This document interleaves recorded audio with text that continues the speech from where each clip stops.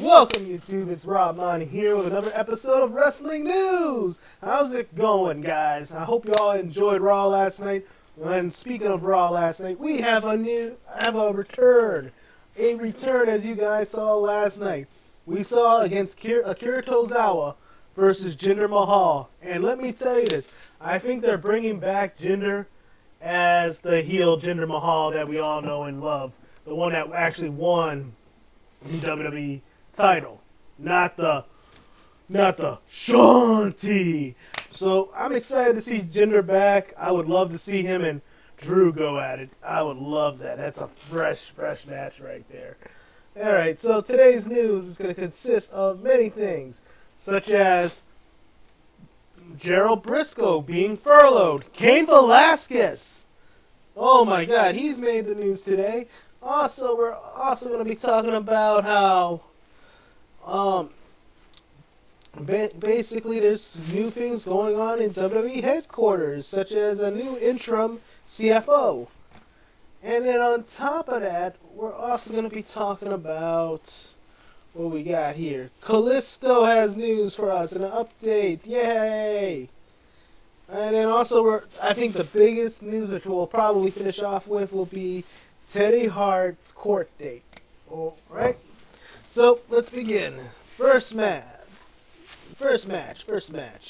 Gerald Brisco. Folks, Gerald Brisco, longtime employee, a.k.a. a stooge. Well, not a stooge to the boys, but he's part of the Stooges. Let me show you guys here. Oh, man. New format today, guys. Shoot. Alright. Alright. Here we go. Oh. Shoot. Maybe, yeah. There we go. Let's shrink my window here. Alright, so, as you guys hear, basically Gerald Brisco has addressed his WWE status today. Because yesterday, I was actually going to be mentioning this today, that there was rumors and a freaking report out there that Gerald Brisco had been released from WWE. Now, Gerald Brisco has gone on to his Twitter account and says, "What a writer made a mistake. To set things right, I have not been let go yet. I've been placed on furlough. Don't know who leaked the wrong news. I hope to get back to helping young folks find their dream. If it had not been a heck of a run already." Hashtag can't keep a wrestler down. Alright, so that's big news today, guys, because in my opinion, Jerry Brisco has been with the WWE for such a long time, since 1984, and he's been working his ass off with Vince McMahon, putting together some of the great matches, working with great talent. He's actually one of the higher ups in Vince's company. I mean, if you look, he's in the front office. He's working with these people. He's in the first big important. He's an important figure, and if he was released, that would have been a very huge loss to WWE. Just as bad if it was when they lost Arn Anderson. However, he has only been furloughed. That's due to, obviously, the COVID-19 cuts again. But when you're furloughed, that means they're going to bring you back sometime, way down the road. And basically, it just means his job with WWE has been put on pause for now. Does it mean he'll come back? It probably will. When they furlough you, it's where they choose to keep you employed, but they don't pay you. And as far as I'm concerned with Gerald Brisco, that's probably the best thing to happen for a person of his stature, because he's made a lot of money, he's got a lot of money from WWE. He doesn't have to worry as much as certain other guys. And as you guys can see on the screenshot above, where Gerald Brisco is just furloughed, folks, Cain Velasquez, UFC legend Cain Velasquez, has been officially released by WWE, which WWE has yet to confirm it. So, but it's basically has broke out on the Wrestler Observer Radio as Cain Velasquez has been released. And you know what? I see this as one of the best cuts they made so far. It sucks that Cain's losing a job, but if you ask me, Cain Velasquez was green in the WWE ring. I mean, the only reason why he is there in WWE is because of his big name in UFC. I feel like he needs to go get more training before he can actually consider himself a WWE superstar. And, you know, to be honest, for that multi-year deal with WWE, I mean, you guys got to understand, if he signed a multi-year deal with them, that means they're paying a lot of money to him. So with this COVID-19 budget cuts, it was best to cut this project down because this project needs more work. And on top of that, he's asking for a lot more money than what a normal person coming into the company with no names or star power before. So it's a big loss, but at the same time, it's not a big deal, in my opinion. And let me tell you this, if they want to rehire Cain Velasquez back as soon as things get back up and running normally, I'm pretty sure they will. And my message to Cain Velasquez would be this, though, if I could send a message to him. Bro, work on your wrestling and your promos, because, damn, you sucked. Especially against Lesnar. I mean, damn, a Lesnar match should be easy, but damn, you really sucked in that ring. All right, so next, Kalisto has provided us an update on his current WWE status, which basically I watched this video right here already, so I'm not gonna play it because due to he has a YouTube channel of his own, and it looks pretty entertaining in my opinion because it's the first time I've seen it, but you guys should check it out. And I think Kalisto is one of the more entertaining luchadors that they have out of him, Lince Dorado, and Grand Metalik. But this is what he had to say about his status. And someone had asked him, many people had asked him, is he still with WWE? And he says, the answer is yes. But unfortunately, I got hurt back on December 31st at the Staples Center in LA.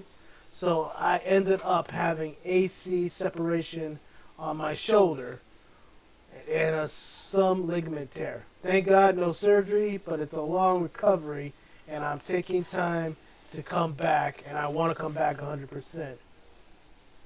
I gotta say, guys, that's pretty much a good and legitimate way to let people know, hey, I'm taking time off, you know, I'll be back, kind of deal. I mean, my honest opinion, I would love to see Kalisto back, but I gotta say, they gotta break up the Lucha House Party. The reason why I say that is because I think all three guys would be great individually.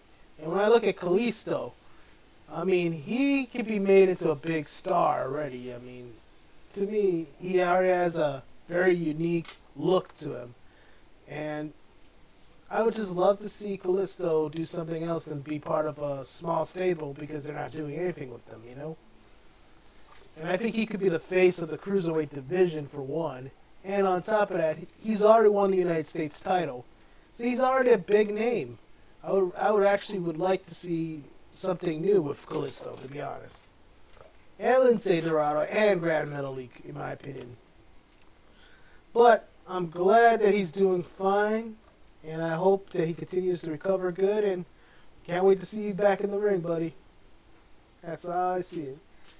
And then also, along with you guys read this article, there's also a YouTube WWE's Performance Center has just posted a video featuring Isaiah Swerve Scott discussing his match with Tozawa for the interim cruiserweight title. So you guys go check it out, you know, if you can.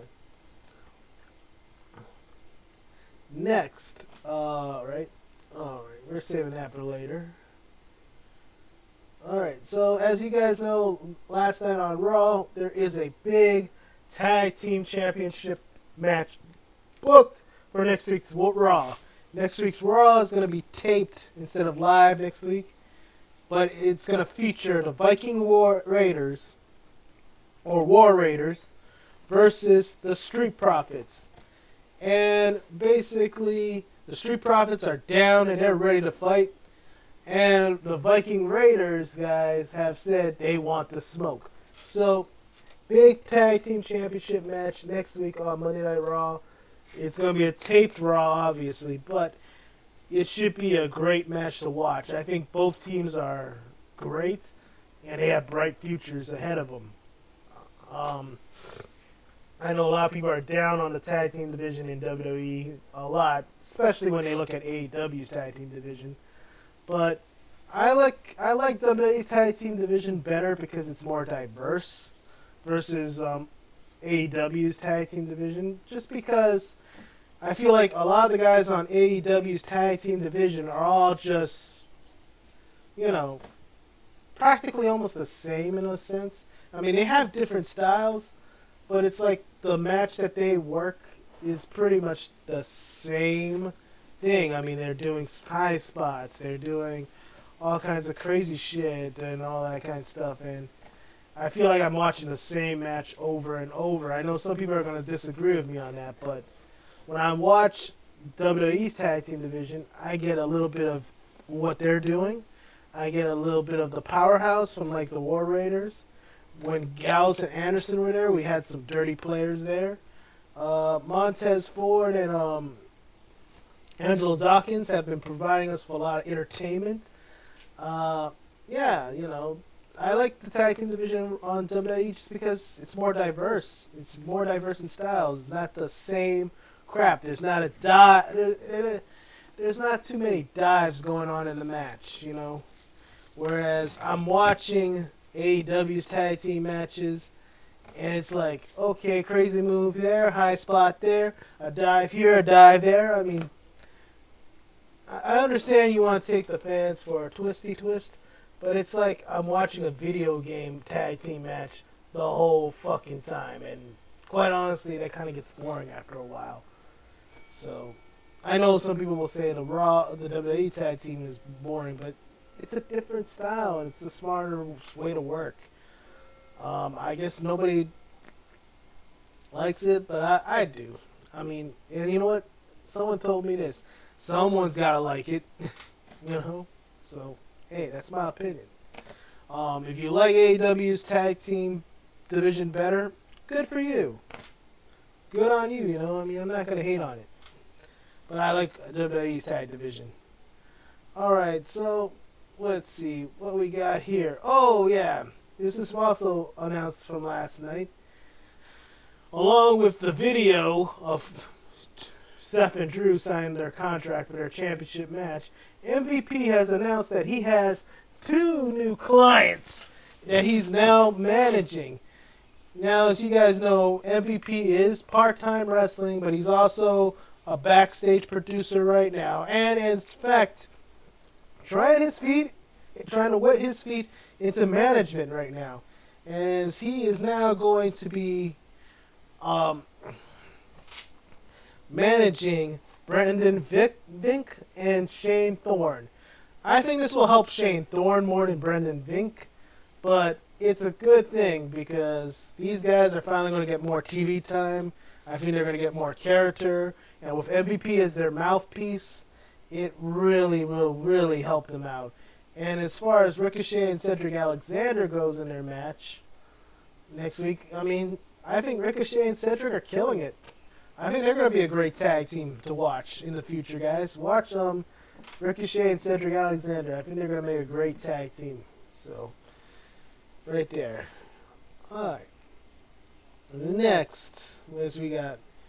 Oh, for those of you guys who liked the Boneyard match, one of the things of the news has been producing, which you guys should be seeing on your Twitter, on your Facebook or Instagram from WWEshop.com, is that Undertaker and AJ Styles Boneyard match is now being sold to you for a commemorative edition, limited edition memorabilia plaque which has a capsule of the dirt that was used from the actual match.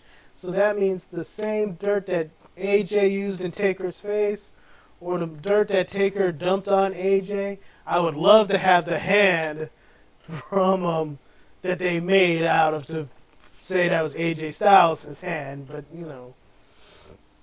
Yeah, so you're gonna get this limited edition capsule framed from the Boneyard match. If you guys are down to actually get that, it's on WWEshop.com and it's going for $74. Honestly, I would love to have gotten my honest opinion about this. I would love to have an autographed plaque of both AJ, Gallows, and Anderson and Taker in this match, and also have Triple H and Jeremy Borash on the picture itself, because to me, that's the guys who produced the match, that's the guys who worked the match, and you know, to me, the Boneyard match was something special in itself for a cinematic match. But if you're willing to buy $74 of dirt, I say go for it. It's going to be a collector's item. So, hey, if you're down for that, go for it. Alright. And we already saw that report. What else do we got here? Alright, like I said, we're having a backstage news as far as higher ups in WWE going on. And then there is two more articles which we're going to look at right now. And give you guys some thoughts. So, we're going to look at this, and basically this. Alright. So first off, we're going to talk about Chris Jericho. Chris Jericho is actually thinking about taking and adding more members to the Inner Circle, which I think might be a stupid idea, but if they do, that might be cool, I guess, if you're trying to. But to me, here's the thing about the Inner Circle, guys. I think it should stay the 5 guys that are in the group right now, because if you add more guys like you did the NWO, I think you're going to water it down too much. So basically, this is what he has to say. Once again, I don't know. It depends on what happens in the storylines. To me, everything is based on the story. The story we're telling, what fits, what doesn't fit. I think that one of the downfalls of the NWO was when they started having Virgil and guys like that in there. It kind of takes some of the exclusiveness and the cool factor if someone is going to be in the Inner Circle and gets asked into the Inner Circle. For real, it's going to be for a very good reason, and something I'm going to have to be convinced of. I'm not opposed to it, but I'm not actively searching for new members. So right there, guys, Jericho has said it. Basically what I was saying. He does not want to water down the Inner Circle.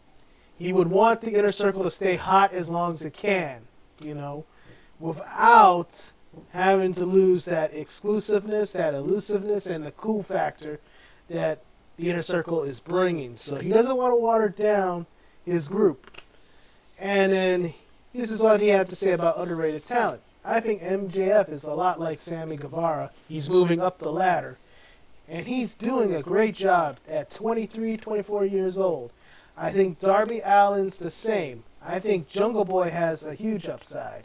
I think Scorpio Sky has a huge upside. You haven't seen hardly anything of Dr. Luther yet, and all the stuff that he can do. I think Trent is someone that's going to be very big for us at a certain point. Orange Cassidy is very much a cult figure, but when people start filling up the arenas again, you're going to see him being a lot more popular than he has been. That's quite a few. I think the Inner Circle, Santana, Ortiz, Hager, all these guys have grown a lot since we joined forces. The sky's the limit. And that's a fair assessment there, guys, in my opinion. And you know what? I take Jericho's word over our guys like Omega and the Bucks. But I look at it, a lot of the guys that he's talked about here has something to him, especially Orange Cassidy. I believe Orange Cassidy is unique in his own way just because the character itself that he's portraying. I mean, you don't see anybody else doing what he does. I think it's lazy wrestling, however, but at the same time, I get the character. It's unique, and that's why he's hella popular, because he's just one of those kind of characters that's just a standout, because he sticks out like a sore thumb because of what his style actually is and what he's actually doing. Scorpio Sky, I feel like, is going to be a big star in general. I just don't know when. Darby Allin is another guy who's unique. Jungle Boy is pulling off a gimmick that has not been seen since Saba Simba. But he's doing it the Tarzan style, and he's doing it with dinosaurs, which makes Luchasaurus unique as well. MJF is just great on the mic, and Sammy Guevara has a huge future. He's still young. And when I look at Dr. Lufer, I know everybody says good things about Dr. Lufer, but I think it's like he's going to be... I don't think he's going to be that much. But Jericho giving the approval, I'm only going to take Jericho's word for it on that one. As far as Trent, and it's just Trent Beretta. What's that? All right. As for Trent Beretta, I feel like I don't know if he's going to be big at a certain point, like Jericho says, but at the same time, Trent is somebody to be watched because he's great talent. So I don't know if he's going to be as big as the other names are, though. That's just my opinion, though. Speaking of Jericho, Jericho has also spoken about all the different WWE releases and his thoughts. It says it's an interesting time right now because a lot of guys got released by proxy. You went from a business that was very profitable in many different levels to everything grinding to a halt. Hopefully, many of them will get picked up by different companies. Some guys may have to go overseas. I don't know what AEW has planned. That's not my wheelhouse, but I'm sure everybody's going to land where they should land. It's just how it goes. And basically he goes on to speak in other things, such as the Elite Deletion, Matt Hardy and Vanguard Run, Tony Schiavone's chemistry, and in fact Jericho going to commentary. You guys can check this out on this interview by the TV Insider to talk. Just to listen to or read what it is, you know. And then next we have the backstage news, which is on how much new interim CFO Frank Riddick is being paid. As you guys know, the chief financial officer has been introduced as an interim, which his name is Frank Riddick. He was offered the position and has given it to him on January 16th, 2020, according to Wrestling Inc. anyway. This is about 2 weeks before George Barrios and Michelle Wilson departed from the company. And it's noted that his deal is at will, or he or WWE can end the agreement at any time for whatever reason. And what he's being paid for right now is $66,666.67 bi-weekly, which will be $1.6 million per year. Riddick does not qualify for any of the medical benefits or paid time off, since he's temporarily an employee. So for there, guys, that's some real... That's actually a good deal, but for an interim CFO, my question is, will he do enough good for Vince McMahon to keep him on as a full-time CFO? This is the first time I've ever heard of a deal where it's at will. So hopefully this becomes a more permanent thing if he's that good. or will it become temporary? Is yet to find out. All we know is that his tenure with WWE is going to be a temporary until they find a new and permanent CFO and CRO for that matter.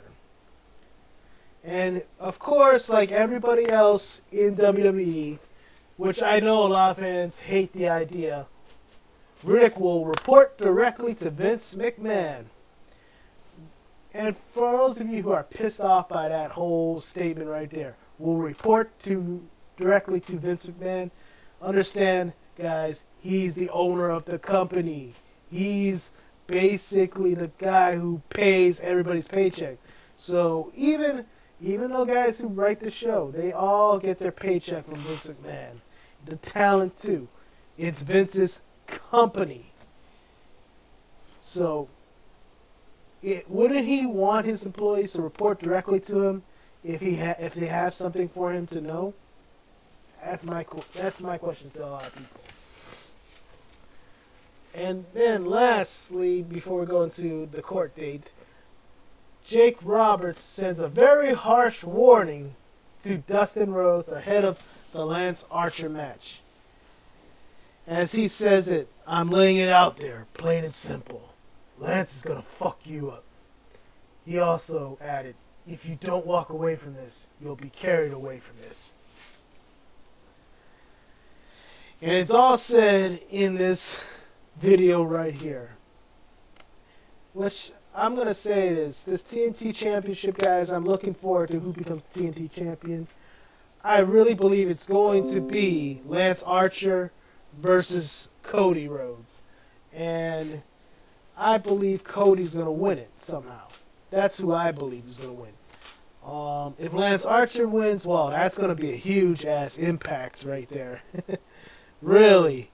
But this should be a good, interesting to see where it ends up. As you guys know, in the TNT Championship, the standings are Cody versus Darby Allin, Dustin versus Lance Archer. So for you guys who are Dynamite fans, make sure you guys check out Dynamite's episode tomorrow night, because we're going to see the semifinals being performed tomorrow night. I believe, personally, it's going to be Cody versus Lance Archer. All right. And speaking of indie news and MLW news, one of my favorite wrestlers from the indies, Teddy Hart.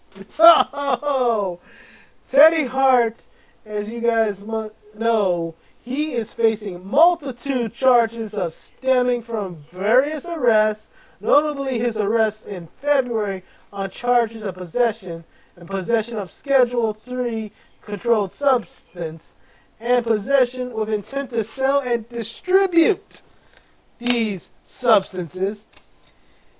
And not only that, he was also found in his car, marijuana and steroids. As you guys know, he's being convicted for this, and his court dates have been pushed back, apparently. As now, due to the COVID-19, I'm guessing, Teddy Hart's court case has been pushed back to July 16th at 9 a.m., according to the PWI Insider. Now, a lot of you guys are probably going to ask me, why PW Insider? Why couldn't you believe Meltzer? Because the PWI Insider actually goes to the sources. Oh, and also, guys, this is actually going to be a very, very bad trial for Teddy. I feel scared for him, to be honest, because already the possession of all these controlled substances in his car, the fact that he had marijuana and steroids in his car, and the fact that his license plate also has an issue, and then on top of that he has a house arrest conditions, it's not looking good for Teddy, guys. I'm going to be brutally honest. It's not going to be looking good for Teddy. Teddy's going to have a really, really, he's going to have a really good case to tell those guys why he had those things in his car and why he had the license plate issue. Oh man. And here's another thing. This is where his hole gets deeper and deeper. Even knowing that Maria Manic, who is currently with Teddy, denies and defends Teddy's situation here. It's now being said that the court there's currently no court record regarding his arrest for domestic violence with her, which was his on and off again significant other, Maria Manic. Maria has said that she didn't want to file charges against Hart, and that coverage of the situation was overblown. Honestly, his hole is he's dug his hole. It's almost 6 feet deep, guys. I don't know how his court date is going to help him, because I don't know what kind of case would get the judge off his ass. I mean, with all the things in the middle paragraph here, guys, which I'm going to show you, tells you why he's being charged. This is a lot of shit. The judge is going to be looking at all that. And basically, he's going to call out Teddy for all of it. And now, with the stuff below here, on the with his significant other, Maria Manic, now that he had coverage about that for a DV prior to this, the judge is not going to show no mercy. I really feel like that judge is going to take Teddy Hart into a what do you call that match? A buried alive match, and Teddy's going to get buried for this. I hope things will get better in the process, but man, Teddy, this is your chance to get a very, very good and respectable lawyer that will actually get you out of this. I say get your case settled, in the best way you can. If not, do your time, man. You gotta do your time. And folks, the fact that he was caught in the car with this, because he drove from Virginia to get marijuana in the first place, is basically buying drugs, selling drugs. Now the cops and the law is going to be all over your ass if you just do that, especially if marijuana is illegal in your state. That's a fact. If this was in Colorado, he probably would have got away with it and probably never had this problem. But unfortunately for him, he was in the wrong place with the wrong type of juju in the right place for the cops to just arrest him for this violation.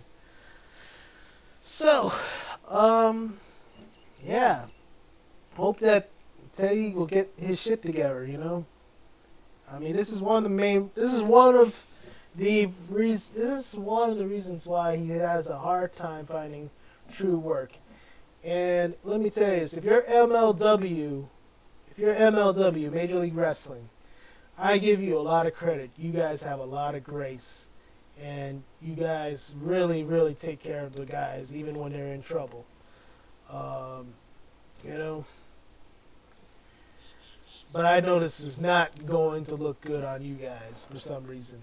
I know it doesn't look great on Teddy right now, and my God, there must be something you guys are going to probably do about this. Alright, so that is it for today's news, guys. I hope you guys enjoyed the video and liked the video. In general, what's my honest take on the Teddy Hart situation? I think Teddy's fucked. I'm sorry, guys. I'm a big fan of Teddy Hart. I mean, if there was going to be a guy on the indies that I truly, truly liked watching, it's Teddy Hart, and he's going. I think they're gonna bust his ass, big time. Yeah. And then as far as Jericho's words, I think if you're gonna listen to anybody on experience of building talent for AEW, Jericho's the best guy to listen to.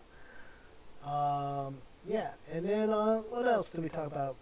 The different releases. I think Gerald Brisco is such a big um, player in WWE. They're not going to let go of him. That's why they furloughed him. As far as Cain Velasquez, I think WWE sees it as he's not ready to be in the ring anyway. It's best to cut ties now. That way he can get better, and maybe down the line we can rehire him. You know. And as far as Kalisto, I can't wait to see Kalisto back. You know, I think he's a great addition to the Mexican wrestlers in WWE. And that's about it, guys. That's my overall thoughts of today's news. And as far as that TNT Championship tournament, my bet, Cody versus Lance. That's what we're going with. All right, so that's all for today's news, guys. I hope you guys enjoyed, and I hope you guys take care. Hit a like, subscribe, leave a comment if you disagree with some of the things I said. You know, we can have a good conversation. I do not want to basically start negative things, even knowing on EWN there's a lot of people who talk negative. So if you want to have a conversation with me, let's have a good conversation. Just talk some story, you know? It's okay to agree to disagree, guys. It's okay. If you don't think so, I'm sorry to say that. Other than that, you guys have a good day. Take care. God bless.